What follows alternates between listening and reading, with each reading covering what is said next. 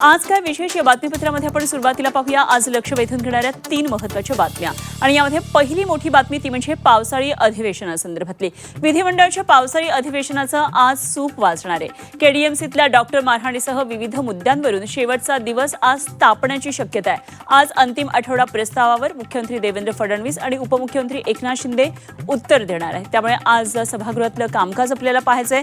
दुसरी मोठी बातमी ती म्हणजे मारकुट्या रमेश म्हात्रे संदर्भातली मारकुट्या रमेश म्हात्रेला रुग्णालयामध्ये सध्या व्हीआयपी ट्रीटमेंट सुरू आहे त्याचा आरोप होतोय। तब्येत बिघडली आहे त्यामुळे म्हात्रे अजून रुग्णालयामध्ये आहे। दरम्यान त्याला प्रत्यक्ष आता न्यायालयामध्ये उपस्थित राहण्याचे आदेश कल्याण सत्र न्यायालयाकडून देण्यात आले। त्यामुळे या संदर्भातले काय नेमके तपशील आहेत आपण या बातमीपत्रामध्ये जाणून घेऊया। तिसरी लक्षवेधी मोठी बातमी ती म्हणजे मोशी दुर्घटनेची। पिंपरी चिंचवडच्या मोशीमध्ये कचऱ्याचा डोंगर कोसळून यामध्ये एक इमारत खचली। या इमारतीवर हा कचऱ्याचा डोंगर कोसळला। यामध्ये एकाचा मृत्यू झाला तर 14 जणांना यामधून सुखरूप बाहेर काढण्यात यश आले। मात्र अजूनही 8 जण ढिगाऱ्याखाली कचऱ्याच्या ढिगाऱ्याखाली अडकून आहेत अशी भीती होतीये आणि प्रशासनाकडून युद्धपातळीवर बचावकार्य या ठिकाणी सुरू आहे। त्यामुळे या संदर्भातले काय नेमके या क्षणाचे तपशील आहेत आपण या बातमीपत्रामध्ये जाणून घेणार आहोत।